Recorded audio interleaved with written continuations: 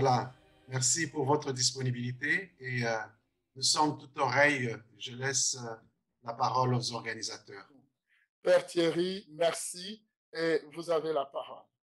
Cher Père Rigobert, cher Père Mbambi, chers confrères, chers amis, dans cette communion de prière et de réflexion de l'année ignatienne, j'aimerais faire avec vous un parcours du récit du pèlerin, l'autobiographie de saint Ignace de Loyola, en y recevant des ancrages dans l'Évangile, en y lisant la vie de notre fondateur selon les étapes du chemin du cœur.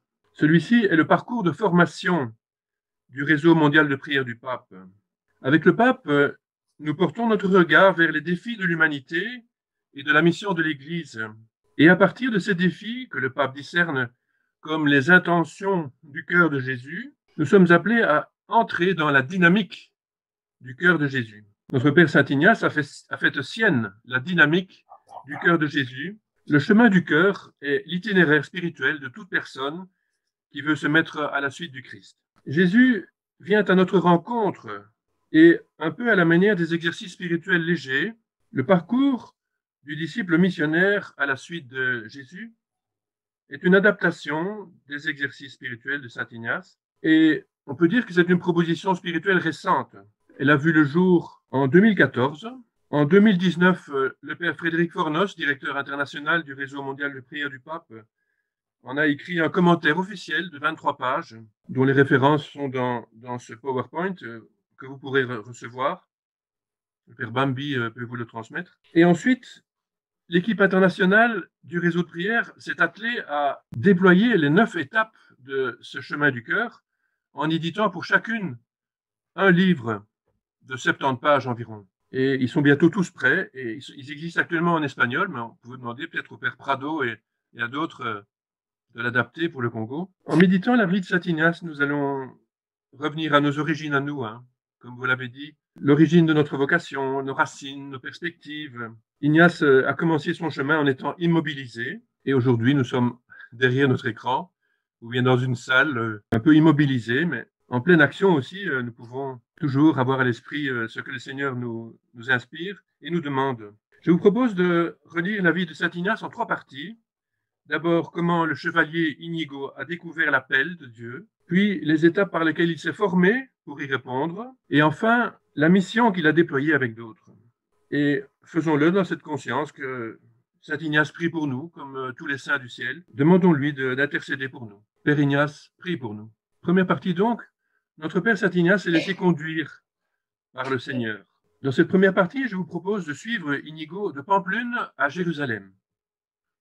Ces 3 ans, qui s'écoulent du 20 mai 1521 à février 1524, donnent à Ignace de pressentir puis de découvrir sa vocation. Cette année, nous commémorons surtout les événements de Pampelune et de Loyola, qui se sont produits il y a 500 ans, et mon exposé y va donner une large part. Ignace entame à Pampelune son chemin du cœur. Et au point de départ, nous trouvons l'esprit de chevalerie, les armes, et l'amour. Ignace évoque très brièvement son passé de chevalier courtisan. Il a grandi dans l'admiration pour les armes et il a servi comme chevalier au château d'Arévalo au service de Juan Velázquez, duc de Nájera. Et le duc est là à Pampelune en 1521. Il occupe la ville pour le roi d'Espagne. Or, Ignace pense faire carrière à la cour du roi d'Espagne. Les armes servent l'honneur et la galanterie. Et comment attirer l'attention des femmes en menant des batailles au service de la couronne? Pampelune est pour saint Ignace la dernière étape de sa carrière militaire. Il mentionne comme l'ayant enthousiasmé, mais au passé. Dans le récit au numéro 1, il évoque les vanités du monde, l'exercice des armes dans le désir vain de gagner de l'honneur. En vain, c'est-à-dire à contresens de ce que le Seigneur souhaite. Oui, le jeune Inigo, avant sa conversion, a commis des erreurs de jeunesse, des frasques peu édifiantes. Occupé par les Espagnols, Pampelune est donc assiégée. Et on voit ici la citadelle de Pampelune aujourd'hui, assiégée par ses anciens habitants qui ont été envahis par les Espagnols. En un sens, vous pouvez dire leur siège est légitime. Et ils sont aidés par les Français. Alors dans cette citadelle assiégée, Ignace exerce un leadership. Bien que n'étant pas le commandant de la forteresse, il galvanise les chevaliers par son courage et par son énergie. Oui, nous allons défendre la forteresse assiégée. Mais c'était sans compter avec l'artillerie française. S'il ne s'agissait que de mener des combats de chevalerie, peut-être les Espagnols auraient-ils eu le dessus. Comme dans les matchs de football aujourd'hui, il y a des aléas qu'on ne maîtrise pas. Parfois, ce sont les petits pays qui l'emportent. Mais Ignace mentionne une bombarde, un boulet de canon. Contre cela, que voulez-vous opposer? Il a eu la jambe droite cassée et la jambe gauche endommagée. Et aussitôt, ceux de la forteresse se rendirent aux Français. Vous voyez sur cette diapo l'endroit où Ignace est tombé à Pampelune. José Ignacio Tellechea y Vigoras, un biographe de Saint Ignace, introduit ici une précision historique intéressante. Entre le 20 mai 2021 et le moment où les Français ont pris possession de la forteresse de Pampelune, il y aurait eu 3 jours. 3 jours pour Ignace à attendre la rencontre des Français qui ont bombardé, mais qui n'envahissent pas tout de suite la ville. Pour Ignace, une douleur extrême, des soins infirmiers sommaires et le début d'une méditation. Ignace blessé, dormant sûrement très peu ou pas du tout en raison de la douleur. Qu'est-ce qu'Ignace portait dans son cœur au moment de sa blessure et dans les heures qui suivirent? Comment aura-t-il médité durant ces 3 jours d'attente?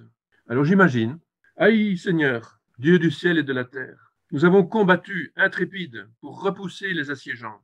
Ils cherchent à reconquérir cette ville dont l'avenir est pourtant à la Castille. Pour votre royaume et sa justice, j'ai mené le bon combat et me voilà brisé. Mon cœur se brise, ô Créateur souverain. La bataille de Pampelune aurait pu me conduire à la cour de Madrid. Dès lors que me voilà battu, ma carrière en est-elle terminée? Ah, le boulet me tourmente l'esprit. Mais un souci me traverse. La dame de mes pensées, peut-être sera-t-elle ma bravoure, mais la reverrai-je un jour? Aura-t-elle pour moi un regard, une parole de compassion? Et pourrais-je lui dire l'affection que je porte à son Altesse? Pour l'officier Loyola, une blessure à Pampelune faisait partie des risques prévisibles. Oui, sa vie est bouleversée, mais elle s'accomplit aussi, car il était prêt à donner sa vie pour son roi, pour l'Espagne. Il connaît la défaite, il le reconnaît loyalement, sans rancune, sans amertume. C'est un preux chevalier. L'adversaire s'est montré le plus fort, eh bien, il s'incline. Le pape François dira, nous chrétiens, même si nous avons connu une défaite, nous ne devons pas être des pessimistes. Je cite, quand je pense aux pessimistes, dit le pape François, me vient à l'esprit un beau gâteau. Que fait le pessimiste? Il verse du vinaigre sur le gâteau. Il gâche tout. Les pessimistes gâchent tout. Au contraire, l'amour ouvre toujours les portes. Fin de citation. Rester grincheux, ce serait être obnubilé par la défaite. Or, il s'agit d'être centré sur le Seigneur, qui est toujours victorieux, qui toujours nous ouvre sa miséricorde. Ceci dit, même blessé, Ignace ne renonce pas au prestige. Il est habité par 2 perspectives. Se mettre en avant lui-même et servir Dieu. Se mettre en avant lui-même, oui, il le veut encore. Pour cela, il se fait réopérer, après avoir constaté qu'un vilain os aurait pu dépasser. Ignace voulait rester beau, car il restait, dit-il, décidé à suivre le monde.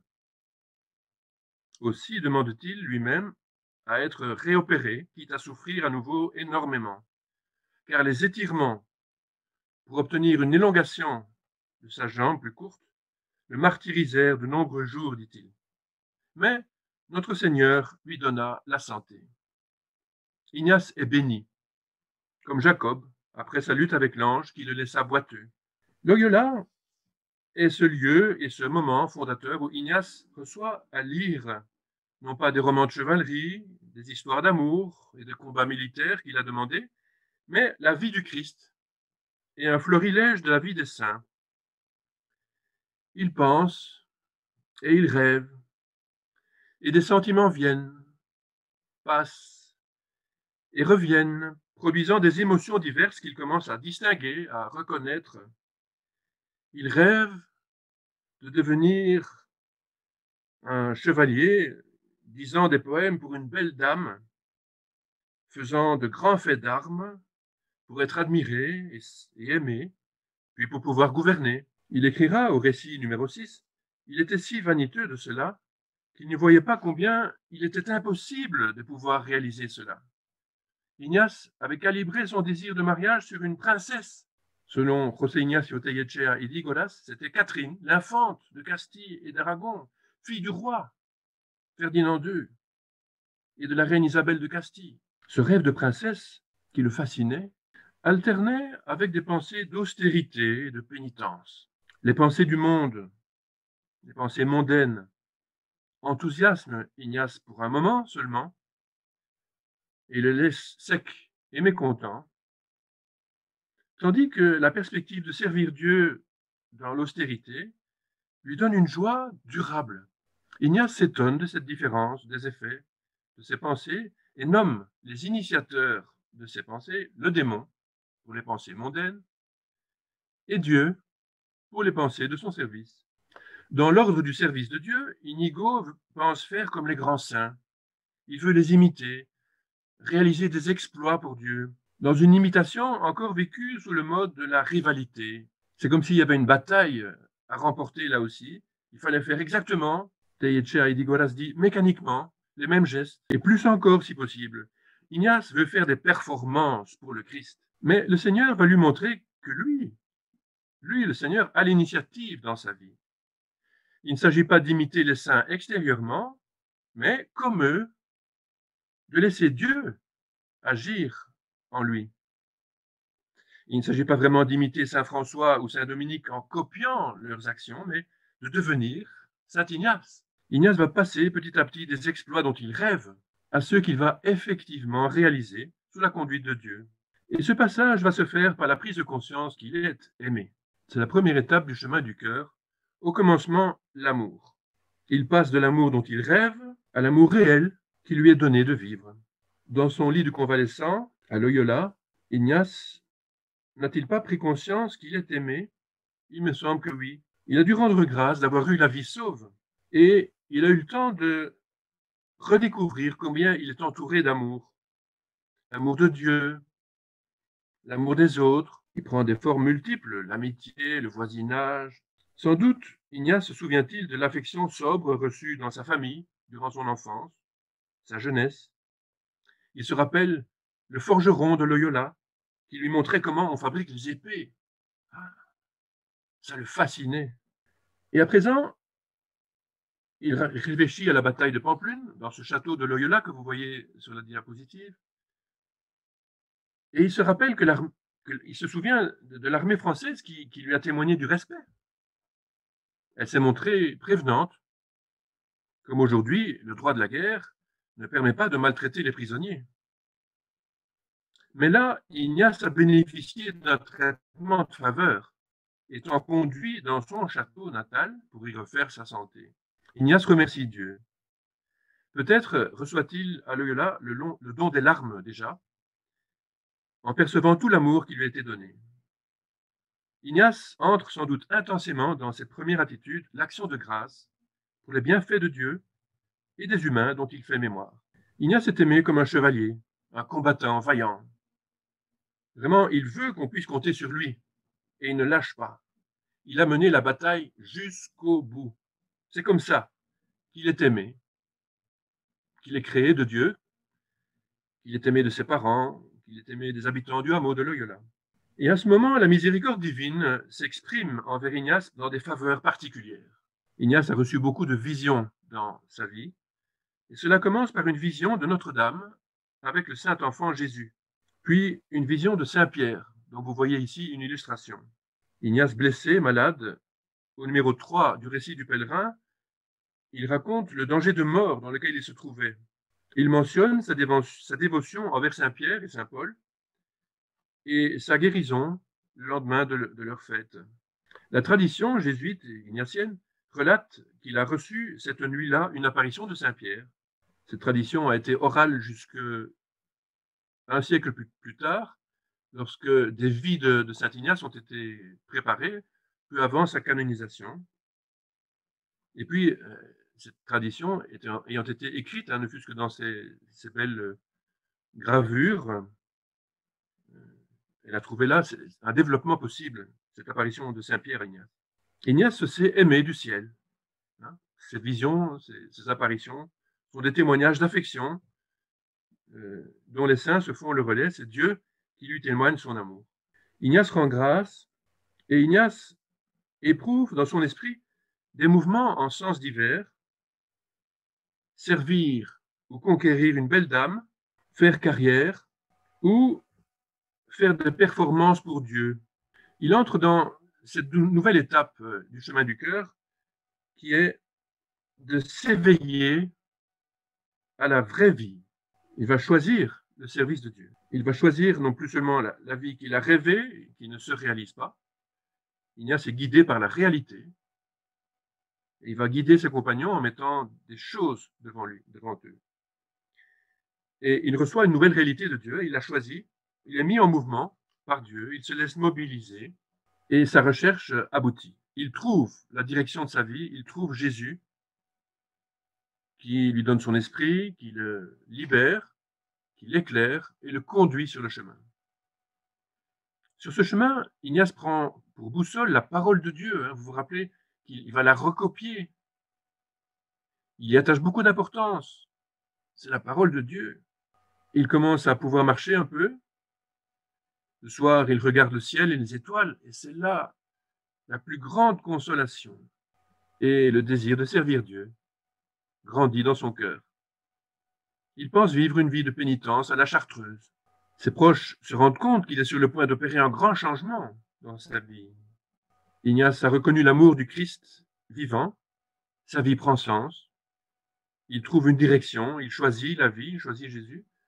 Et son frère a beau lui dire « Ta famille compte sur toi pour prendre ta part dans l'exercice du pouvoir, le maniement des armes. » Mais Ignace a son plan. Il s'est décidé pour le Christ, qui est la réalité fondamentale de sa vie, désormais. Il se met en route vers Montserrat, un monastère bénédictin qui se trouve en Catalogne, à l'autre bout du nord de l'Espagne. Et là, il va demander conseil aux moines. Il se met en route, seul, vers Montserrat et bientôt Manrese. Ignace, à Montserrat, à Manrese, a eu le cœur en recherche. Il recherche Dieu, il le trouve, mais il demeure inquiet. Il n'a pas encore trouvé comment servir Dieu. Nous sommes en 1522. Ignace nous dit qu'à l'époque de son voyage vers Montserrat, son âme était encore aveugle, malgré son désir de servir Dieu. Il voulait certes plaire au Seigneur par des pénitences plus fortes encore que celles dont il avait eu connaissance chez les saints de l'histoire, davantage, mais ne considérant aucune chose intérieure, dit-il. Et il ne connaissait pas le discernement pour mesurer ses vertus. Numéro 14 du récit du pèlerin. Son discernement se joue encore comme un qui tout double. Nous le voyons dans la rencontre avec le mort, le musulman, où après la conversation, Ignace se demande s'il doit le tuer, car le mort a mal parlé de la virginité de Marie. Comment discerner s'il doit le tuer? Il se confie à sa mule. Si la mule allait au village, il le tuerait. Si elle allait par la route nationale, il laisserait le mort tranquille. C'est cette dernière option qui a été prise par la mule et le mort a eu la vie sauve. Mais Ignace s'est confié à un premier degré du discernement, un peu comme Saint Matthias a été élu en tirant au sort, pile ou face. De même, à Montserrat, Ignace échange son vêtement contre le vêtement d'un pauvre. Il ne pense pas aux conséquences. Le pauvre se fait accuser de vol. Ignace est pris de compassion. Par ailleurs, une nouvelle renommée l'accompagne.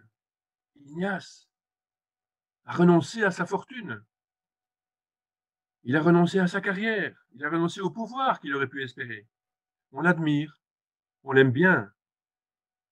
À Montserrat, on l'appelle le fou du Christ. Aussi le saint. Mais, cependant, il est encore à l'extérieur. À Manrese, il va découvrir l'intériorité. Manrese est un petit village à 23 km de Montserrat, un lieu béni pour Ignace. Son église primitive, disait-il, son noviciat, sa grande retraite. Il y vit pauvre, recevant la nourriture et la boisson. Il porte les cheveux longs pour ne plus y mettre sa gloire. Il va chaque jour à la messe, aux vêpres, aux complis. Durant la messe, il lit la Passion. Il prie 7 heures par jour à genoux, communie le dimanche et se confesse. Mais il a le cœur inquiet, tourmenté qu'il est par des tentations et par des scrupules. Des tentations. Il voit souvent une chose en l'air extrêmement belle, comme de la forme d'un serpent, qui lui donne beaucoup de consolation. Quand cette chose disparaissait, il en éprouvait du déplaisir. Une parole se joint à cette vision. Ignace, ta vie est difficile. Penses-tu pouvoir vivre comme cela jusqu'à tes 70 ans? Alors il sent que cela vient de l'ennemi. Et il vainc la tentation en disant, « Misérable, peux-tu, toi, promettre 1 heure de vie ?» Un peu plus loin, Ignace chasse avec son bâton de pèlerin cette vision qu'il reconnaît comme venant du démon. Puis il commence à avoir de grandes alternances dans son âme. Il est en soit sans goût pour la prière, d'autres fois le contraire. Il prend peur et se dit, quelle est cette nouvelle vie que nous commençons maintenant? Des scrupules lui viennent, des inquiétudes excessives. Ignace se confie à la miséricorde de Dieu, mais dans la confession de ses péchés, il pense ne pas avoir tout dit, et cela lui cause beaucoup de tourments. Il est très travaillé par les scrupules, écrit-il. Il se tourne alors vers le Seigneur. « Secours-moi, Seigneur, car je ne trouve aucun remède chez les hommes. Montre-moi le remède. » Fallait-il qu'il fût déprimé pour ajouter « Même s'il est nécessaire de suivre un petit chien pour qu'il me donne le remède, je le ferai. » Ignace, inquiet. Jusqu'au moment où, écrit-il, le Seigneur voulut qu'il s'éveillât comme d'un rêve. Consolation sans cause. Initiative de Dieu dans sa vie, qui le laisse, dit-il, libéré de ses scrupules, tenant pour certain que notre Seigneur avait voulu le délivrer par sa miséricorde. Dieu lui fait comprendre, à la manière d'un maître d'école, qu'il peut abandonner ses performances. Alors Ignace, qui s'était confectionné un vêtement tel qu'on l'appelait l'homme au sac à Morez, on dirait aujourd'hui l'homme en blue jean, peut-être, un vêtement sommaire, eh bien, il se coupe les cheveux, il se coupe les ongles, il accepte des vêtements plus habituels. Dieu vient à la rencontre d'Ignace qui le cherche de tout son cœur. Rappelons-nous ces 5 visions de la Sainte Trinité, de la manière dont Dieu avait créé le monde, comment Jésus-Christ, notre Seigneur, se trouvait dans ce très saint sacrement, vision de l'humanité du Christ, vision qui reviendra très souvent. Il écrit 20 ou 40 fois, puis plus tard en route vers Padoue et à Jérusalem, une autre fois Notre-Dame sous la même apparence. Puis l'illumination de son intelligence qui s'est produite près de la rivière appelée le Cardonnerre. Là, les yeux de son intelligence commencèrent à s'ouvrir, je cite, « Non pas qu'il vit quelques visions, mais il comprit et connut de nombreuses choses, aussi bien des choses spirituelles que des choses concernant la foi et les lettres, et cela avec une illumination si grande que toutes ces choses lui paraissaient nouvelles. » Voilà le thème de notre année ignatienne. Ignace voit les choses en Dieu. Il a parlé au Seigneur de tous ses désirs, au long et en large. Désormais, il existe devant Dieu et sous son regard qui guérit. Il n'est plus prisonnier du regard des autres. Est-ce que j'ai fait mieux que saint François? Voici ce qu'est l'amour, dit saint Jean. Ce n'est pas nous qui avons aimé Dieu, c'est lui qui nous a aimés et qui a envoyé son Fils en victime pour nos péchés. C'est bien de vouloir faire des choses pour Dieu, mais cette démarche s'inscrit en réponse à l'initiative de Dieu, qui est le premier acteur de nos vies. Les scrupules s'estompent dans la miséricorde du Christ.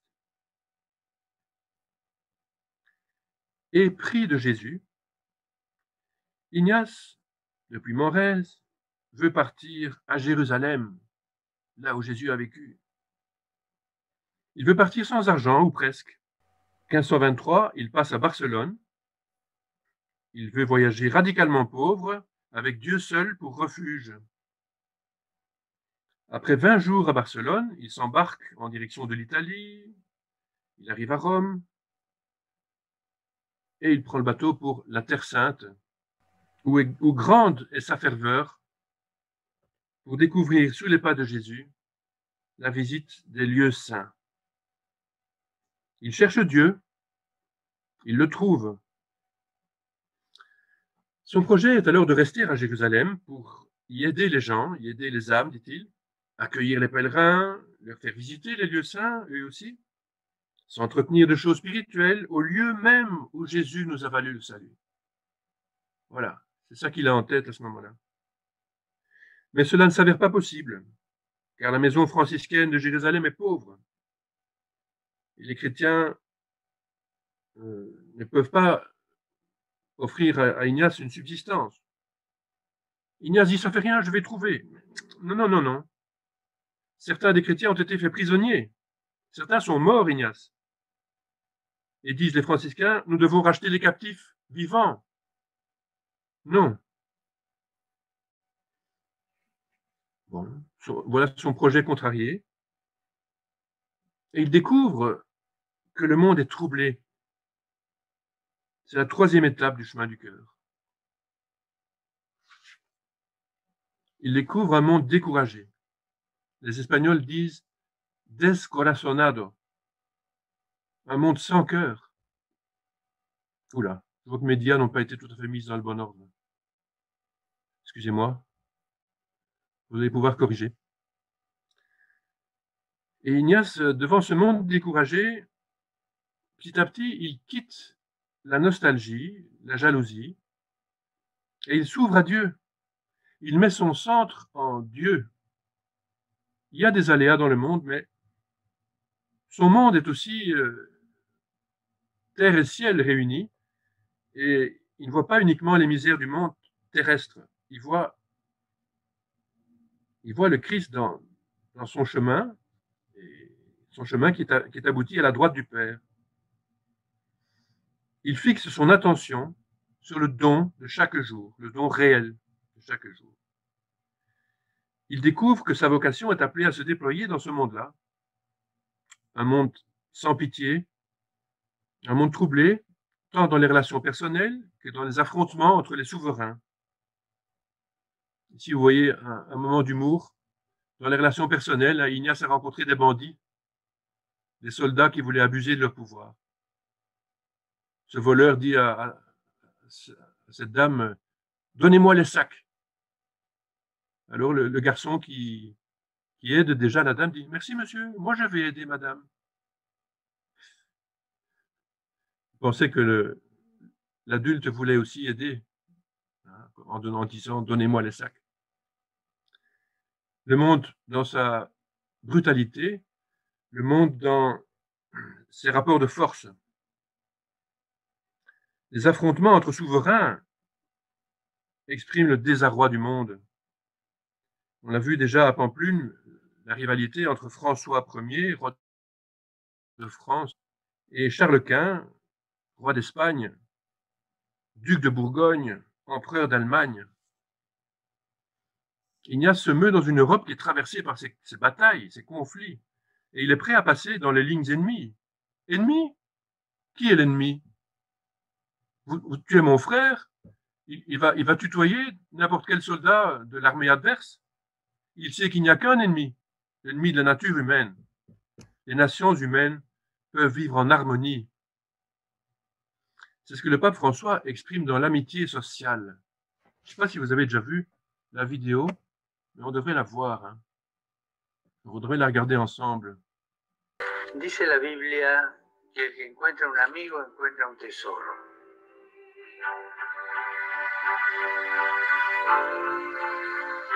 Me gustaría proponer a todos ir más allá de los grupos de amigos y construir la amistad social, tan necesaria para la buena convivencia.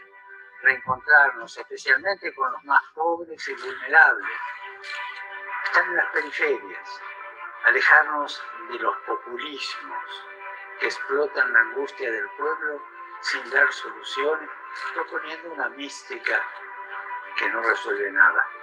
Huir de la enemistad social que solo destruye y salir de la polarización.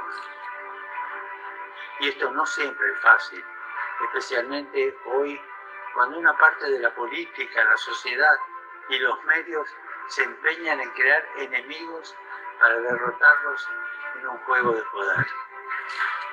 El diálogo es el camino para mirar la realidad de una manera nueva, para vivir con pasión los desafíos de la construcción del bien común.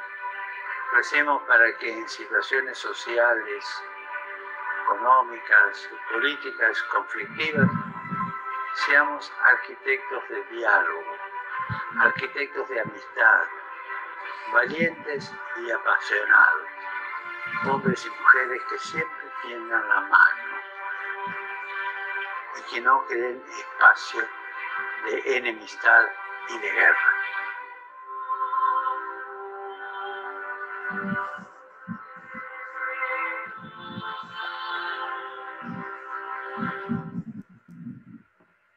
Fin de citation. Dans cette vidéo, le pape parle de situations sociales, économiques et politiques conflictuelles. Voilà le point de départ du monde. Le monde est troublé, il y a le conflit. Ignace aussi était dans des conflits. Eh bien, c'est là que l'architecte, comme il dit, devenons des architectes.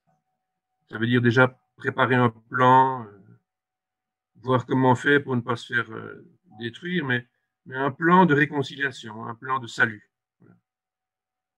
À l'époque d'Ignace, c'est l'affrontement entre François Ier et Charles Quint. Mais il y a aussi la tension entre l'Empire turc et l'Occident.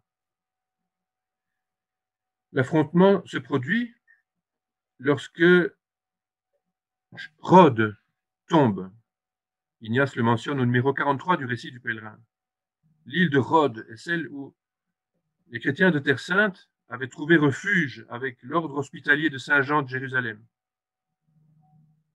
Et pour le sultan, Suleiman Ier le Magnifique, c'était comme un bastion symbolique de la présence du christianisme au port de son empire. Il voulait absolument prendre cette île. Et le 12 décembre 1522, Rhodes fut prise par les Turcs. Pour Ignace, c'est très important. C'est ce qui l'empêchera de réaliser le voyage à Jérusalem avec ses compagnons. Mais Ignace ne se laisse pas enfermer dans cette tension. Il sait que Dieu est plus grand que les tensions, que nos oppositions, qui témoignent simplement que nous sommes si peu humains,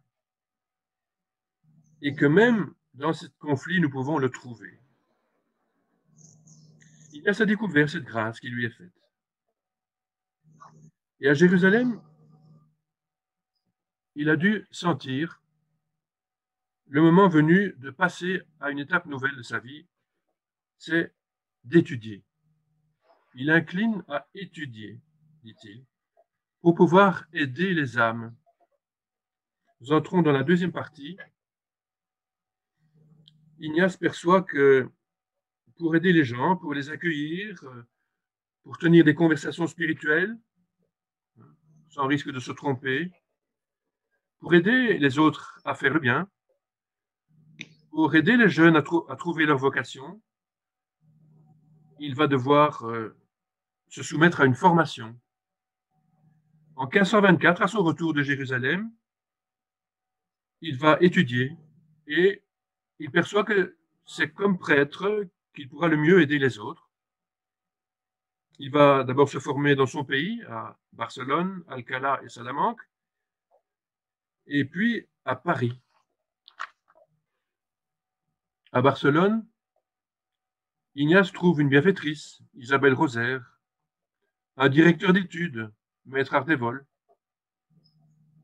Il connaît un nouvel élan pour les choses spirituelles, un peu comme au moment de la fondation de l'apostolat de la prière. Mais si la mystique empêche d'étudier, il y a là une tentation. Père Gautrelet l'a montré au scolastique de Vals, près du Puy-en-Velay, il y a 150 ans. Mais Ignace, il avait déjà reconnu la tentation de se détourner des études. C'est ça le vrai point où il doit faire effort. Il est libéré de la tentation grâce à la confession. Il a déjà quelques compagnons, Calixto, Arteaga, Cáceres. Alors, durant ses études, Ignace va se préparer à sa mission, mais il élargit sa perception d'un monde troublé, découragé et sans cœur, descorazonado, qui a perdu le cœur, qui a perdu la charité. Ici, vous voyez les manuscrits ou les livres de Luther qui sont brûlés. Ignace découvre les enjeux de la réforme. Il va être touché par ce défi de la mission d'Église qui est son intégrité et son unité. Boosté par Luther, l'Église va préciser sa doctrine et vivre une réforme catholique. Par exemple, dans l'ordre doctrinal, à l'approche de l'an 2000, l'Église réalisera que l'indulgence de Dieu, c'est Jésus-Christ lui-même en personne. Quant au style de vie, les premiers jésuites ont parfois été appelés des prêtres réformés, la réforme catholique. Le drame de la réforme protestante est que Luther l'a vécu dans le style de la rupture. Ignace, lui, engagera des réformes de l'intérieur, gardant sa confiance à ceux qui exercent le pouvoir ecclésiastique, parlant. Quand Ignace parle, on l'écoute, hein. Parlant à ceux qui peuvent obéir les changements nécessaires, qui doivent obéir eux aussi. Là où la réforme luthérienne oppose ou l'écriture ou la tradition, Ignace, avec la tradition, avec la réforme catholique, unit et l'écriture et la tradition. Mais l'époque est troublée, des personnes perdent la vie dans ces conflits religieux. À Paris, en 1521, Luther est condamné. On brûle 4 de ses disciples et aussi ses livres. Mal parler de la virginité de Marie, briser une statue d'elle sont à l'époque des offenses qui méritent la mort. Non pas par cruauté, mais parce qu'on pensait à l'époque que seule la mort permettait au criminel d'expier son méfait et le rendait capable d'entrer au ciel. Pour Luther, toute action humaine est corrompue par le péché. Aujourd'hui, nous en gardons le souci d'harmoniser la grâce et la liberté et de combattre le mal en nous. C'est le travail de Dieu et il demande notre collaboration. Cette triste opposition entre protestants et catholiques demeure aujourd'hui un défi de la mission d'Église. La division fait partie de la réalité dans notre monde troublé. Elle pourrait nous décourager, mais Dieu voit bien notre monde et ses épreuves. Et son cœur est plein de compassion. Il voit la misère de son peuple. C'est la 4e étape du chemin du cœur. Dieu a envoyé son Fils pour nous sauver. La contemplation ignatienne de l'incarnation du Verbe invite à voir le monde désorienté où les uns sont sans pitié, les autres découragés. C'est peut-être aussi en partie les mêmes. Dieu voit bien cela. Et justement, c'est pour cela qu'il envoie le Fils. Voilà un réflexe à faire nôtre quand les choses ne vont pas bien, qu'un conflit surgit. Se lamenter est moins intéressant que d'agir en Dieu, de prier, de faire une démarche que nous inspire la prière, dans le sens où Jésus aurait agi. Jésus s'est fait homme pour nous sauver. Il nous a montré le chemin. À nous de le parcourir encore. Pas tout seul, Jésus reste présent et agissant par l'Esprit Saint qu'il nous donne. Et nous sommes appelés à passer de la nostalgie à l'espérance. 1526, Ignace continue ses études à l'université d'Alcalá. Il étudie là la philosophie durant 1 an et demi. Là aussi, il mendie. On l'humilie pour cela, on l'injurie. Quelle honte! Quelle déchéance! Ignace qui mendie, un Loyola, on l'injurie, on l'injurie. Lui va de l'avant. Il partage ses aumônes avec les pauvres et il loge à l'hôpital. Il vit comme un mendiant, à l'image du Verbe qui a pris chair de notre chair dans l'extrême pauvreté. Il a découvert le style de vie de Jésus et il y demeure. Comme Jésus, il privilégie aussi les contacts avec les jeunes. Il leur enseigne à découvrir l'amitié du Christ.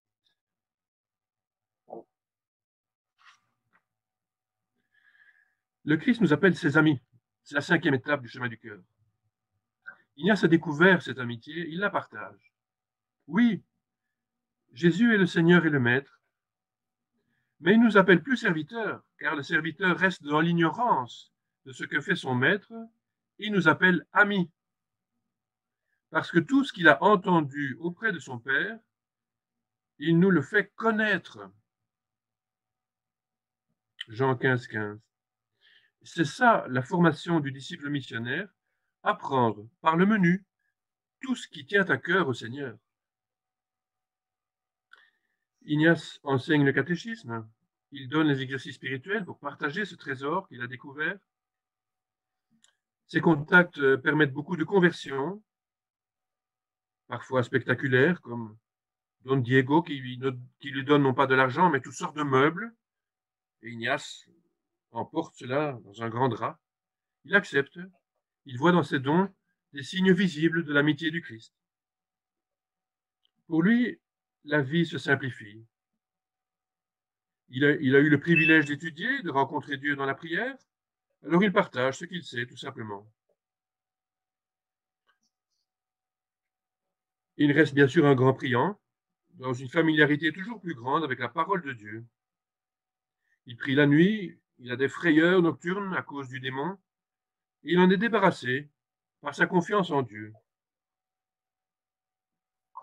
L'amitié du Christ se marque, ici vous voyez Ignace en prison, qui est l'objet de visites par des amis, des gens qui sont de son entourage.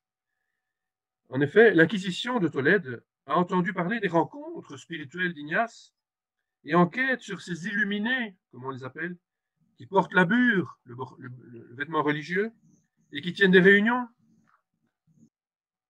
Bientôt, en raison du catéchisme et des exercices spirituels qu'il donne, il est arrêté. On lui reproche d'avoir déclenché la folie de 2 femmes, mère et fille, qui se mettent au service de Dieu et des pauvres. La folie. C'est lui le coupable. Alors, à travers ces épreuves, son chemin se fait de plus en plus proche du Christ. Et le Christ vraiment prend la place de l'unique dans la vie d'Ignace.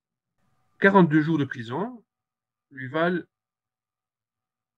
une interdiction, quand il est libéré, de parler de la foi, tant qu'il n'a pas fini ses études. Ignace en est peiné, parce qu'il veut aider les gens à trouver Dieu. Alors que faire? Il demande conseil à l'archevêque de Tolède.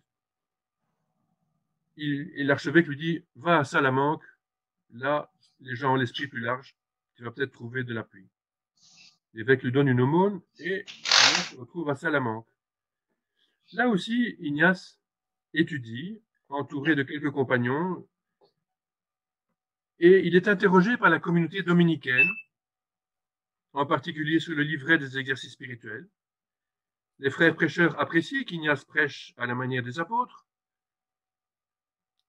À vrai dire, Ignace dit, nous ne prêchons pas, mais avec certains, nous parlons familièrement des choses de Dieu, par exemple, après avoir mangé avec des personnes qui nous invitent.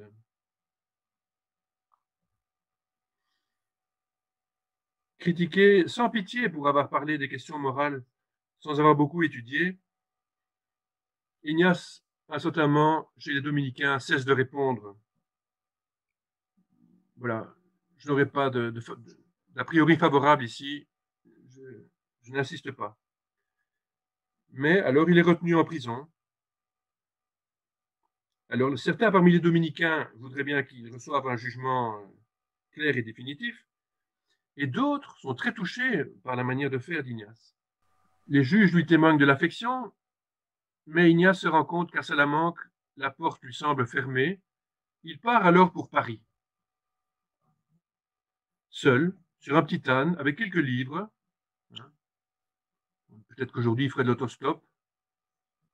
Il prendrait taxi brousse. Il part à Paris, alors qu'il y a encore la guerre entre le roi d'Espagne et le roi de France. Mais Ignace, c'est pas ça qui l'arrête. Son projet de vie n'est pas encore tout à fait précisé. Il pourrait peut-être entrer dans un ordre religieux et éventuellement le réformer, ou bien continuer à aider les gens de par le monde à la manière des apôtres. Il souhaite être utile aux âmes et réunir quelques hommes ayant le même dessein, comme il dit au numéro 71 du récit. Il arrive donc à Paris, où il devient membre du groupe des étudiants de la nation française. Tiens, pour un Espagnol. Il entre au collège Montaigu, un bon collège, où il s'établit avec quelques autres Espagnols. Il étudie le latin, comme disait Jean-Paul II, la langue de l'Église catholique. Il poursuit des conversations spirituelles et vit dans une grande pauvreté. À la suite des entretiens spirituels avec Ignace, plusieurs se mettent à prier beaucoup et à donner leur bien aux pauvres. Ils se mettent à mendier. Alors, les gens bien établis les soupçonnent. Qu'est-ce que c'est que ça? On les prend pour des fous. On accuse Ignace de les avoir détournés du bon chemin, du droit chemin, et on le menace du fouet. Mais celui qui a pris cette menace, dans cette mesure de menace, s'est rendu compte qu'Ignace ne faisait que du bien, et finalement, il n'a pas été fouetté. À Paris, Ignace est capable de partir à pied, pieds nus, à jeun, sans manger pendant les 130 kilomètres qui le séparent de Rouen, pour rendre visite à un compagnon malade. C'est dire s'il attache de l'importance à chacun de ses compagnons. Ignace fait pénitence pour leur obtenir une grâce. Il cherche pour eux des bourses d'études. Il modère ses entretiens spirituels pour pouvoir mieux étudier. Il va cependant rendre visite à des malades de la peste et fait comme le baiser aux lépreux de saint François. Je cite notre confrère Guy Martineau. Un jour, des picotements au bras font craindre à Ignace qu'il a attrapé la peste auprès des malades qu'il soignait. Il porte alors la main à la bouche et la peur le quitte. C'est une manière énergique, imaginative, dit Guy Martineau, pour demeurer dans le Christ. Bon, Ignace sera mis quand même en quarantaine, on ne sait jamais. Mais son geste est un exemple d'agere contra. Jean-Claude Dautel, notre confrère aussi, traduit agir contre sa répugnance sensible. Guy Martineau poursuit, Ignace attaque ses peurs, la peur d'avoir attrapé la peste, par des gestes déterminés. Ici, par exemple, se mettre la main à la bouche. S'il lui vient la crainte de manquer d'argent, il en distribue aux pauvres. Si nous craignons de manquer du temps, recueillons-nous un instant. Ne pas nous laisser dominer, mais réagir. Un geste, une parole, une pensée. Fin de citation. C'est une manière dont Ignace demeure dans le Christ, avec énergie, pas seulement par une appartenance fondatrice, mais par une appartenance renouvelée chaque jour, avec des gestes qui parfois témoigne d'une confiance folle en Jésus. Ignace a adopté le style de Jésus qui n'a pas considéré comme une proie d'être à l'égal de Dieu, mais qui s'est dépouillé, prenant la condition de serviteur. À Paris, Ignace peut vivre de l'Eucharistie. Lui-même n'est pas encore prêtre, mais il assiste à la messe avec ferveur. Il s'offre à Dieu avec toute son énergie. Nous aussi, à son image, nous pouvons offrir nos vies à Dieu. Dans le réseau de prière, c'est une démarche fondamentale, le réseau de prière du pape. Peut-être connaissez-vous la nouvelle prière d'offrande. Le Père Bambi peut vous la donner si vous n'avez pas sous la main. Ignace offre sa vie, il offre au Seigneur sa santé, et ses austérités passées lui ont donné un mal à l'estomac qui va être lancinant jusqu'à la fin de sa vie. Mais il a appris que ses efforts s'inscrivent dans l'histoire sainte comme une réponse à l'initiative de Dieu. C'est d'abord Jésus qui vient à nous, qui s'offre pour nous et qui suscite notre offrande. C'est lui qui donne la santé et le salut. À Paris, sur la colline de Montmartre, le 15 août 1534, les compagnons prononcent leurs vœux pour la première fois. Ignace a bientôt terminé ses études. Le voilà pourvu du titre de maître. Mais il est très malade. Ses médecins et ses compagnons lui conseillent de retourner pour un temps à Loyola pour retrouver l'air natal. Leur projet, ensemble, est ensuite de se rendre à Venise et à Jérusalem et de dépenser leur vie pour être utile aux âmes. Et si la permission ne leur était pas donnée de rester à Jérusalem, le projet, c'est de retourner à Rome et de se présenter au vicaire du Christ pour qu'il les emploie là où il jugerait que ce serait davantage à la gloire de Dieu et plus utile pour les âmes. C'est le numéro 85 du récit du pèlerin. Rendez-vous donc à Venise, mais en attendant, un dernier passage à Loyola. Ici commence la troisième partie de la vie de saint Ignace, sa mission proprement dite. Une fois sa formation terminée, et à travers des auteurs à découvrir, des connaissances à approfondir, il s'agit de l'amitié avec Jésus. C'est ça le cœur des choses qu'Ignace a découvert. Ignace va maintenant donner sa vie avec Jésus. Septième étape du chemin du cœur. Avec Jésus, nous donnons notre vie. La huitième sera la mission de compassion inaugurée par le Seigneur, une mission dans laquelle il nous donne une place. Et neuvième étape, c'est une mission qui s'exerce dans un réseau mondial de prière et de service. Avec Jésus, Ignace donne sa vie. Pour Jésus, le point culminant de son offrande est sa passion. À l'école de Jésus et avec son tempérament propre, Ignace a connu plusieurs fois le danger de mort. Nous l'avons vu à la forteresse de Pamplune, à Loyola, malade à en mourir, mais aussi à Manresa, où il fut un moment très malade, prêt à mourir dans l'action de grâce. À Paris, un ancien ami des Jésuites, Michel Landivar, a tenté de l'assassiner parce qu'il avait converti son maître. Et enfin, dans le bateau pour Jérusalem, Ignace connaît le danger de naufrage.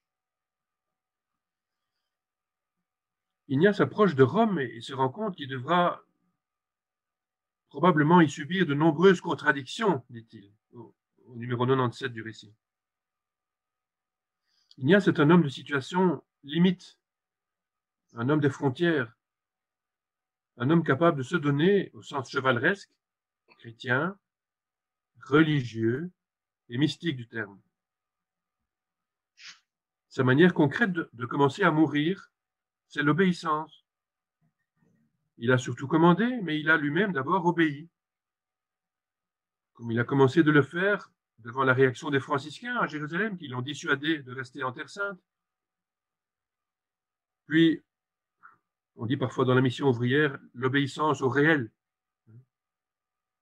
Ignace a été empêché de repartir à Jérusalem avec ses compagnons. C'était la réalité, il fallait obéir à la réalité. Obéir à Dieu qui s'exprime dans la réalité. Et il obéit à Dieu en prenant sa croix jour après jour. Si quelqu'un veut me suivre, dit Jésus, qu'il perde sa vie, qu'il prenne sa croix tous les jours et qu'il me suive. Matthieu 16, 24. Mais revenons avec lui en Espagne, où il vient à Loyola se refaire une santé. Il choisit encore et toujours la pauvreté. Ici, vous voyez l'hôpital de la Madeleine, à Aspeitia, quelques centaines de mètres de la maison de Loyola. C'est là qu'il loge. Ça a dû être profondément choquant pour sa famille. Il ne loge pas au château familial. Et il mendie. C'est plus le même. À l'hôpital, il parle des choses de Dieu. Il enseigne le catéchisme aux enfants. Il prêche. Il introduit des réformes. Il interdit les jeux de cartes, par exemple. Il fait cesser le concubinage des prêtres. Il assure la moralité des jeunes filles. Il obtient qu'on sonne la cloche pour prier le Je vous salue Marie. Il institutionnalise l'aide aux pauvres. Il veille à plus de justice dans la répartition des revenus entre les prêtres. Plus tard, il soutiendra la création d'une confrérie du Saint-Sacrement. Voilà Ignace à Loyola. Puis, il va rendre visite aux familles des compagnons de Paris, qui sont encore en Espagne. Xavier, Lainez, Salmerón, Peralta. Il revoit Castro, un ancien compagnon. Puis, il traverse la Méditerranée jusqu'à l'Italie. Il y a des tempêtes, il y a des pirates, mais il arrive et il fait la route à pied. Il passe encore par des moments de grand danger, il tombe malade, se repose un peu avant de repartir pour Venise, où il a convenu d'attendre les autres compagnons venant de Paris. Et à Venise, là aussi, il continue son ministère, il donne les exercices. Il est gratifié de nombreux moments de consolation, de vision, et il est ordonné prêtre, avec ceux du groupe qui ne le sont pas encore, prêtre au titre de la pauvreté. Ignace prêche, Ignace donne sa vie avec Jésus, le Seigneur habite en lui par l'Eucharistie, par le sacerdoce. Cela lui permet de mener désormais au nom du Christ-tête sa vie d'apôtre. Commencer par être un apôtre laïque. Nous sommes ici en famille ignatienne. Ignace a d'abord été fort actif comme laïque. Mais désormais le voilà prêtre. Et il exerce au nom du Christ-tête le ministère de consolation qu'il exerçait déjà comme baptisé. Les visions lui rappellent qu'il est aimé. Il lui donne une force pour répondre à sa vocation, à sa mission d'aider les gens à trouver Dieu. Oui, Dieu veut changer le monde avec Ignace, avec nous aussi. Ignace, qui se dit pauvre en bonté, il signe parfois comme ça dans ses lettres, il donne sa vie avec Jésus pour que son règne vienne, pour que vienne le règne du Père. Son énergie vient de l'Eucharistie, avec elle il discerne, avec elle il agit éminemment. Elle est l'acte du Christ. L'Eucharistie l'entraîne à se donner jusqu'au bout. Dans notre don de nous-mêmes, le Christ vient se donner. Notre existence est réceptive. Elle ouvre les bras pour que ce soit le Seigneur qui vive en nous, et plus seulement nous. Lui compte sur nous. Il veut nous rendre semblables à lui. Jésus a fait à Ignace une place dans sa Pâque. Ignace est apôtre, à l'image du Christ, apôtre. Ignace est radical et tendre à la fois, comme Jésus. Radical, Ignace choisit une pauvreté sans faille, mais il est tendre aussi. Il accepte de quitter Loyola sur un cheval, parce que son frère lui dit, écoute Ignace, tu dois partir comme un Loyola. Et Ignace accepte, parce que son frère probablement est un peu moins fou du Christ que lui. Le père Frédéric Fornos nous pose la question, et nous, dans quelle mesure vivons-nous selon le style de Jésus, une vie eucharistique, une vie pour les autres, radicale et tendre? La croix de Jésus, Ignace va la rencontrer dans les contretemps, qui seront des appels à entrer dans la mission de compassion de Jésus pour le monde. En effet, constatant que la guerre entre Venise et les Turcs empêchait de gagner la Terre Sainte, les compagnons vont se rendre à Rome.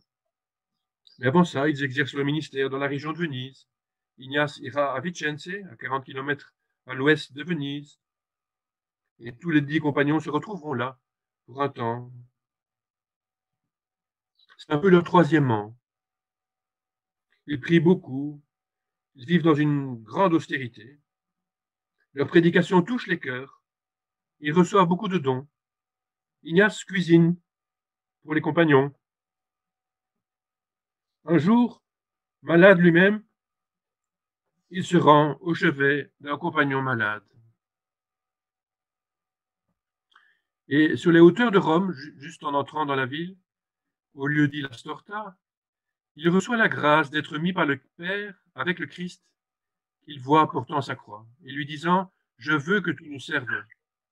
Numéro 96 du récit. C'est un moment de grande intimité avec le Christ. Le désir d'Ignace prend corps dans le désir de Dieu. Le cœur de la vocation d'Ignace est de suivre le Christ en vivant selon le style des apôtres. Ignace est désormais pleinement dans le service de Jésus. Et le récit du pèlerin se termine avec ce que Jean-Claude Dautel appelle le testament d'Ignace. Notre fondateur relate le soin qu'il a mis à inviter à la prudence dans les relations avec des femmes, numéro 59 et 97 du récit. On est en famille ignatienne, mais je vous le dis, mesdames, mes sœurs, Ignace conseillait la prudence. Mais aujourd'hui, on est dans une fraternité confiante, hein, bien sûr. Il s'agit ensemble d'aider les autres, hein, et ça se vit généreusement. On dit du mal des compagnons. Mais, comme face à l'Inquisition, Ignace obtient des jugements favorables. Il fonde un catéchuménat, la maison Sainte-Marthe, un orphelinat. Et il termine en disant qu'il portait l'Eucharistie comme le lieu vraiment de son discernement. C'est là qu'il discernait, qu'il portait les grands enjeux de la vie de la compagnie, en écrivant les constitutions, hein, probablement dans ce petit bureau que l'on voit dans la petite chambre, hein, qu'on peut visiter au Jésus. Il regarde le monde avec Dieu. Il voit la mission de l'Église comme la mission de Dieu, la mission du Fils, la mission de chacun des compagnons, la mission de la compagnie. Compassion.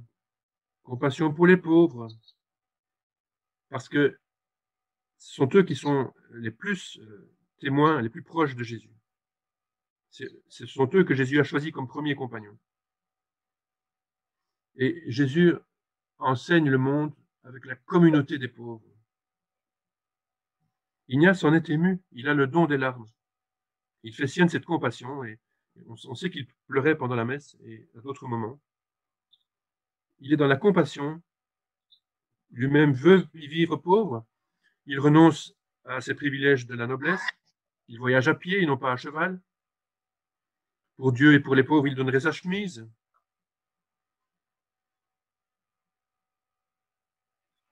Il entre dans l'imitation de Jésus, comme nous l'invite saint Paul aux Philippiens, ayez en vous les dispositions qui sont dans le Christ Jésus.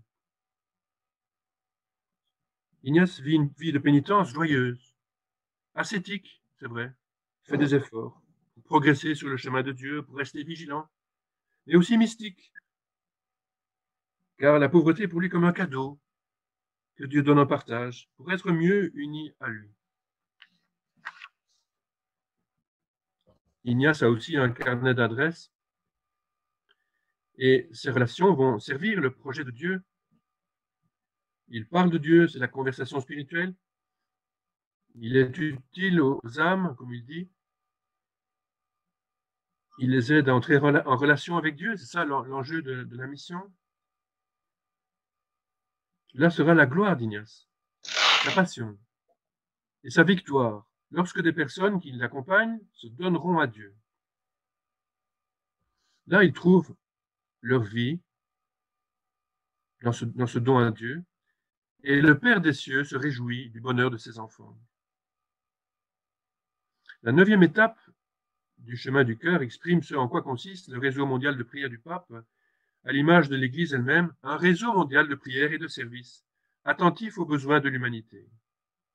Comme Dieu, l'Église, comme réseau de prière, tourne aujourd'hui son regard vers l'humanité et les défis qui sont les siens.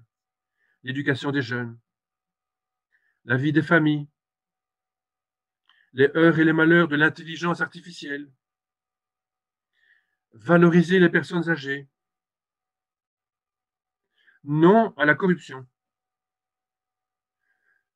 En l'assumant avec Dieu, avec les ressources qui sont les siennes, l'Église assume bien sûr l'annonce de Jésus-Christ Sauveur.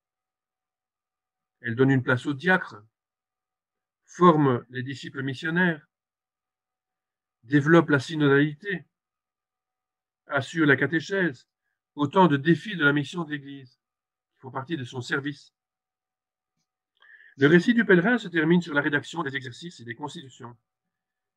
Ignace est au gouvernement de la compagnie, il écoute, il envoie, il encourage et il met par écrit sa manière de faire.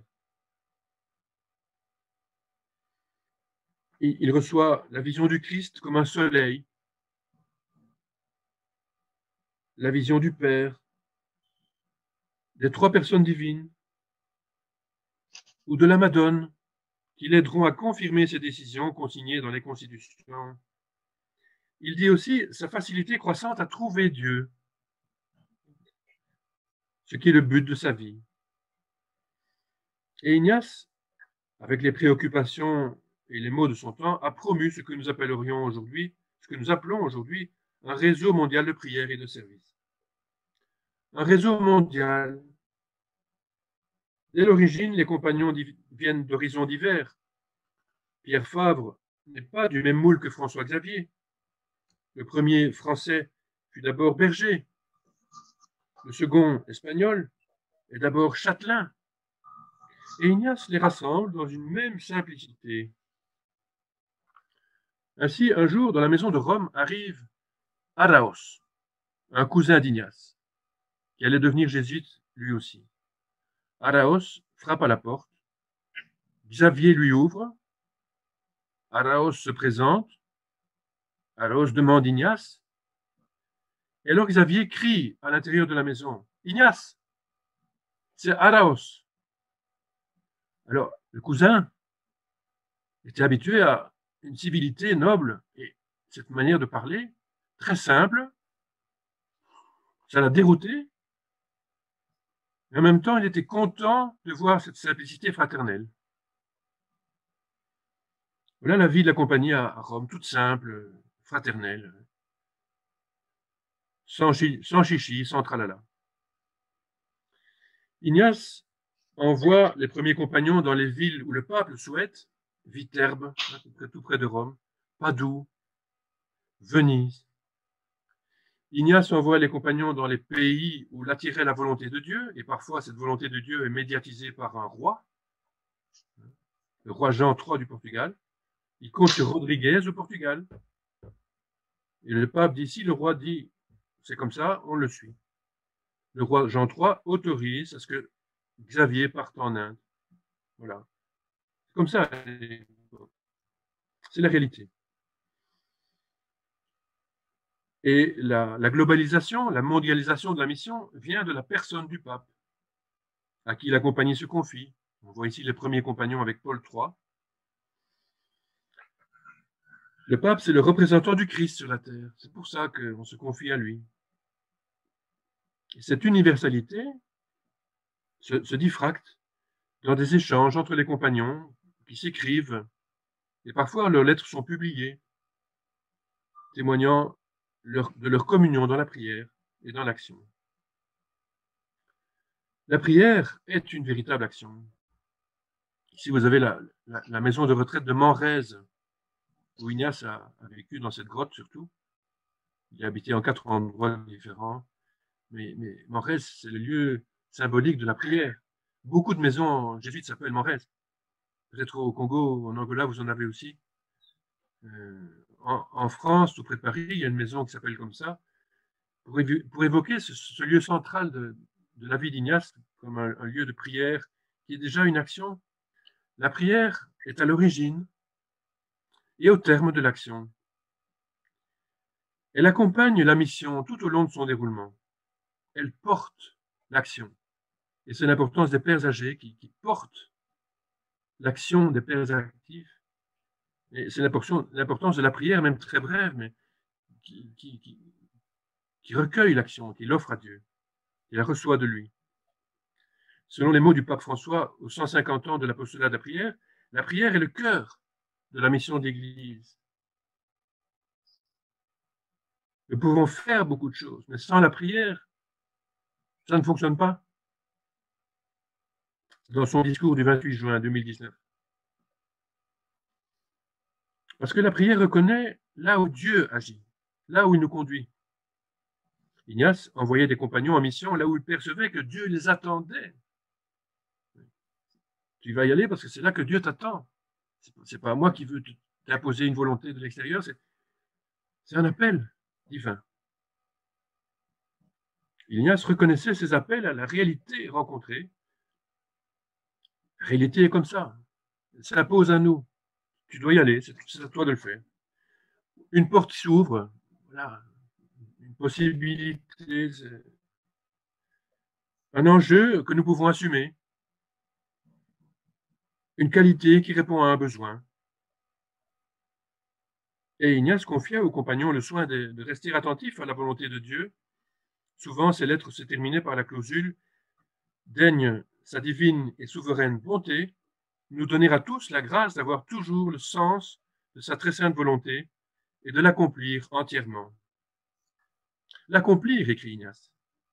La prière conduit au service. Vous avez ici Saint François Xavier, sur l'île de Sanshan, juste avant d'entrer en Chine. Uniquement ce désir d'y entrer. Aujourd'hui, les préférences apostoliques de la compagnie s'expriment dans des mots comme montrer le chemin vers Dieu, faire route avec les pauvres, accompagner les jeunes, rendre soin de la maison commune. Ces options disent aujourd'hui ce que fut la mission de l'Église de toujours. Avant qu'Ignace finisse les constitutions, les premiers compagnons avaient approuvé 40 points de règles où s'énumèrent des ministères habituels de service, des exercices, bien sûr, des prédications, des colloques familiers, des confessions, l'enseignement de la doctrine chrétienne, l'assistance des malades ou des mourants, l'aide aux pauvres, la visite des prisonniers ou des condamnés à mort, la conversion des pécheresses publiques, les réconciliations. Voilà les mots d'il y a 500 ans. Aujourd'hui, vous connaissez l'expression des défis de la mission de l'Église. Ignace obtient, par exemple, aussi une décision en faveur des Juifs convertis. À l'époque, il y avait des discriminations sérieuses. Ignace se rend compte que c'est une injustice. Il obtient un décret du pape pour les Juifs convertis.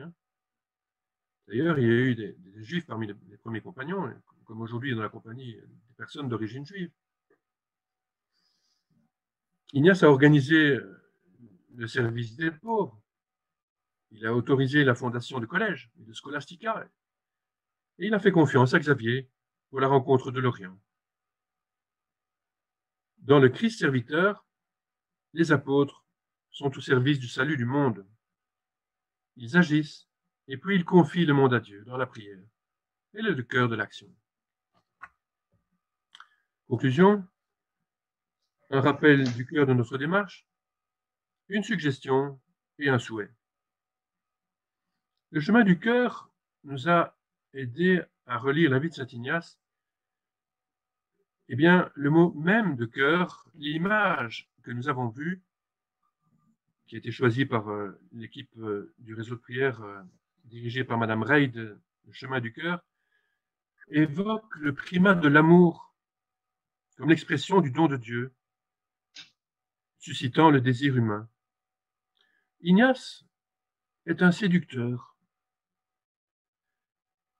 qui a laissé sa séduction se convertir en amour pour Dieu et en un apostolat où il s'agit de nous faire aimer.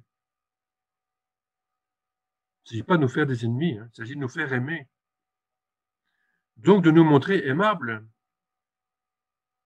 donc de nous faire tout petits, afin que Dieu soit aimé. Nous avons peut-être d'Ignace surtout la mémoire d'un supérieur général rigoureux. Et en effet, Ignace savait se montrer exigeant. Mais un jour, où étaient arrivés à la maison du Jésus à Rome les jeunes hommes qui allaient commencer leur noviciat, Ignace les accueillait et leur a parlé d'une manière si émouvante qu'ils en avaient les larmes aux yeux. Ignace était tendre aussi. Et la compagnie de Jésus est aussi une compagnie d'amour. Ignace, nous l'avons vu, a pris conscience de ce qu'il était aimé. Comme je le rappelle ici avec une autre gravure que m'a communiqué le père Godingue. Robert Godingue, vous savez, il a vécu au Congo. Il est actuellement à Bruxelles, dans la maison des pères de Saint-Michel à Bruxelles, comme bollandiste. Donc le cœur de notre démarche, c'est bien l'amour et l'amitié du Christ. C'est la cinquième étape qui est centrale. La dynamique du cœur de Jésus trouve son point focal en Jésus qui accueille ses amis toujours à la chapelle et qui envoie ses amis. Il nous appelle ses amis. Il souhaite demeurer en nous. Il attend notre réponse libre. Et si nous l'accueillons, il nous permet, avec l'Esprit Saint, de poursuivre son œuvre dans le monde. C'est le cadeau à découvrir et à partager toujours davantage. L'amitié du Christ, la dynamique du cœur de Jésus. Rappelons-nous le nombre de fois où Jésus-Christ, dans son humanité, est apparu à Ignace pour l'encourager. Au départ, 40 fois, et puis encore et encore. C'est la grâce spéciale d'Ignace, mais qui exprime cette réalité qui nous a donnée à nous aussi. Cette compassion s'exerce réellement dans la prière. C'est ma suggestion. Dans le réseau mondial de prière du pape, nous proposons comme porte d'entrée dans la prière du pape l'application Click to Pray, la plateforme officielle de prière du pape, où il introduit, outre ses intentions annoncées un an à l'avance, des enjeux liés à la vie du monde et aux rencontres décidées entre-temps. Le pape ajoute des intentions de prière sur son profil où il est écrit « Pape François ». Cette application, ou cette plateforme numérique, vous permet aussi de prier avec des mots chaque jour nouveaux. De prier avec Jésus dans la matinée, avec Jésus dans l'après-midi et avec Jésus dans la soirée. Je pense que nous avons le temps de lire l'intention de l'après-midi. Je lis dans Click to Pray ce qui nous est proposé. C'est une citation du pape François qui dit ceci: « Je vous invite à prier pour la population à l'est de l'Ukraine. Je souhaite fortement que l'on évite l'augmentation des tensions et qu'au contraire soient posés des gestes capables de promouvoir la confiance réciproque et de favoriser la réconciliation et la paix. » Seigneur, nous te prions. Je termine par un souhait. L'année ignatienne éveille en nous le désir, comme l'effort, de découvrir et de faire connaître ce trésor de Dieu proche, qui nous appelle ses amis. Il veut que nous soyons heureux dans son équipe apostolique. Pour Jésus, chaque disciple missionnaire a sa place, comme un ami, une amie, qu'il a choisi très personnellement, lui donnant une place unique dans l'histoire sainte. Continuez donc nos routes en priant les uns pour les autres et en agissant fraternellement, heureux de l'amitié du Christ, qui est discrète, mais réelle. Je vous remercie de votre attention. Merci bien. Je vais demander au Père provincial de clôturer cette conférence du Père Thierry par une prière ou un message. Je remercie nos compagnons du Japon, de Rome, du Canada, de Lubumbashi, Kinshasa, Kimwenza, d'Angola. Ça nous a permis d'être encore en toute fraternité autour de cette belle conférence du Père Thierry. Père provincial, vous avez la parole pour clôturer. Merci. Je remercie aussi le Père Thierry, mon fils, et pour cette belle conférence, cette relecture du récit du pèlerin à la lumière du chemin du cœur. Merci, cela nous est allé droit au cœur. Et merci aussi de vous sentir présent dans notre province. Vous avez demandé si nous avons Manresa à Kinshasa. Oui, il y a une maison qui s'appelle Manresa, mais vous connaissez déjà les TPK, c'est très bien. Et je sais que vous êtes très proche de certaines familles congolaises, notamment de la famille Siasia, avec les enfants. Merci beaucoup pour cette proximité spirituelle, pleine de compassion et d'attention. Merci aussi à tous les compagnons présents de par le monde. Merci à la famille ignatienne, les religieuses, les laïcs, membres des différents mouvements, l'apostole de la prière, la famille du Sacré-Cœur, le CVX. Merci à chacun. Merci à tous. Je propose que nous puissions terminer par un Je vous salue Marie pour demander à Notre-Dame, celle qui a toujours accompagné Saint Ignace dans son long pèlerinage et qui l'a aidé alors qu'il ouvrait ses yeux pour voir toutes choses nouvelles en Christ, que Notre-Dame intercède aussi pour nous. Peut-être que vous pouvez ouvrir vos micros. On va entendre une cacophonie, mais trouver de l'harmonie au-delà de cette cacophonie, ça va nous unir davantage. Merci. Je vous salue Marie, Pleine Pleine de grâce, grâce, le Seigneur est avec vous. Vous êtes bénie entre toutes les femmes. Et Jésus, le fruit de vos entrailles, est béni. Sainte Marie, Mère de Dieu, priez pour Nous, pauvres pécheurs, maintenant et à et l'heure à l'heure de de notre mort.